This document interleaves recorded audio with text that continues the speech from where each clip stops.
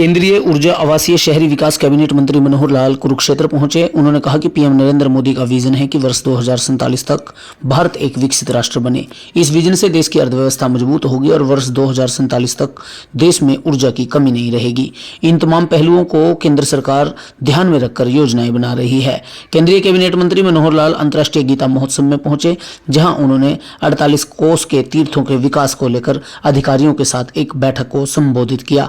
उन्होंने कहा कि प्रधानमंत्री नरेंद्र मोदी ने वर्ष 2047 तक राष्ट्र को विकसित बनाने का रोड मैप तैयार किया है। इस रोड मैप के तहत वर्ष 2047 तक देश की अर्थव्यवस्था मजबूत होगी।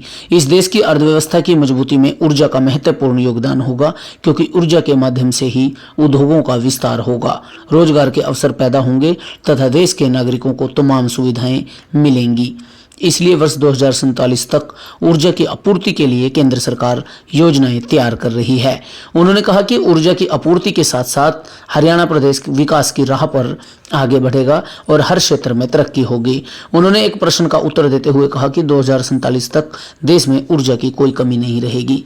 इस लक्ष्य को पूरा करने के लिए अब तक 17 राज्यों का भ्रमण कर चुका हूं और आने वाले 3 माह में बाकी राज्यों का भ्रमण करूंगा। इससे प्रदेश में ऊर्जा की खपत, बचत और अपार संभावनाओं के बारे में फीडबैक रिपोर्ट तैयार होगी, जिससे वर्ष 2047 तक हर प्रदेश में ऊर्जा की आपूर्ति होगी, कहीं भी ऊर्जा की कमी नहीं होगी।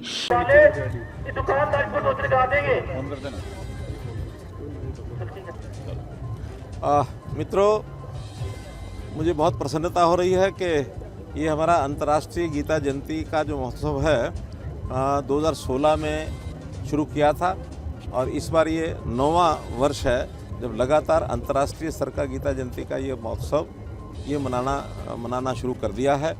और इसका जो मुख्य कार्यक्रम है, जैसे हमको पता है कि 5 दिसंबर से लेकर और 11 दिसंबर तक रहने वाला है। वैसे कुल मिलाकर ये 17-18 दिन का कार्यक्रम चलता है। आज इसकी व्यवस्थाओं को समझने देखने के लिए और हमारे जो केडीबी के जितने भी पदाधिकारी हैं, सदस्य हैं, उन सब से जो बैठ के बातचीत हुई है, उसके अंदर ये अच्छे प्रकार से इसके व्यवस्थित ढंग से योजना सब बन जाए, ऐसी चर्चा की है। और हम देख रहे हैं कि जितने भी यहाँ स्टॉल्स हैं, जितनी दुकानें हैं, वो सब प्राय दुकानें खुल चुकी हैं और बहुत अच्छा एक रिस्पॉन्स इसका मिला। सर, आप जब से ऊर्जा मंत्री बने, कहीं ना कहीं लगातार अपने हरियाणा से पंजाब, हिमाचल प्रदेश, जम्मू कश्मीर तमाम खास क्या करने जा रहे हैं? शायद देश को विकसित भारत की तरफ ले जाने के लिए प्रधानमंत्री जी ने आह्वान किया है 2047 तक। मैं समझता हूँ कि विकसित भारत का मतलब है कि देश की अर्थव्यवस्था ये सुधरे, ये अच्छी हो, तभी ये देश विकसित भारत बनेगा। और उसमें मूल जो अगर आवश्यक एक चीज़ को मैं कह सकता हूँ तो वो ऊर्जा है। ऊर्जा के माध्यम से ही हम अपने देश की प्रगति को, यहाँ के उद्योग को, यहाँ के रोज़गार को, यहाँ की बाकी सब सुविधाओं को आगे बढ़ा सकते हैं। तो ऊर्जा की मांग निरंतर बढ़ रही है और ये निरंतर बढ़ने वाली मांग 2047 तक इसकी आपूर्ति भी पूरी हो और मांग के हिसाब से लोगों को ऊर्जा की किल्लत ना आए, इसकी हमने प्लान बनाई है। और हर प्रदेश इसमें आगे बढ़ने के लिए तैयार है। सभी प्रदेशों में जाकर के जो अभी तक चल रहे काम हैं उनका कुल मिलाकर निरीक्षण करना, उनकी प्रगति को देखना और आगे की प्लानिंग के बारे में विचार करते हुए 2047 तक हम अपने देश में किसी प्रकार की, खास करके ऊर्जा की कोई कमी ना रहे, ऐसा मेरा प्रयत्न है।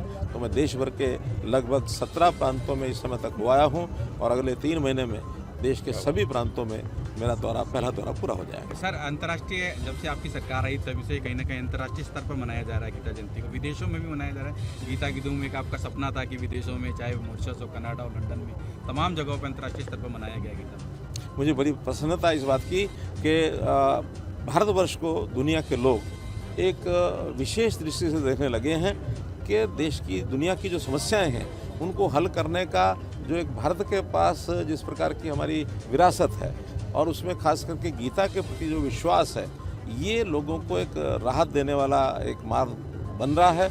और गीता जयंती के कार्यक्रम जब से मैंने शुरू किए हैं तब से इस गीता के बारे में विदेशों में जो प्रचार हो रहा है और इस गीता जयंती का विदेशों में कार्यक्रम हो रहा है, बहुत सराहनीय कदम है। और इसमें जो लोग विदेशों में कार्यक्रम करा रहे हैं उनको भी मैं बहुत बहुत धन्यवाद देता हूँ। सर, अभी तक कांग्रेस अपना नेता प्रतिपक्ष नहीं चुन पाई, वैसे सवाल नहीं करना चाहिए मुझे, क्योंकि कार्यक्रम धार्मिक है, मगर कांग्रेस अपना अभी तक नेता प्रतिपक्ष नहीं चुन पाई है और कोठी को भी खाली करने के आदेश दे दिए गए हैं। सचिन जी, अच्छा है कि ये कांग्रेस से प्रश्न करेंगे तो ज़्यादा अच्छा रहेगा।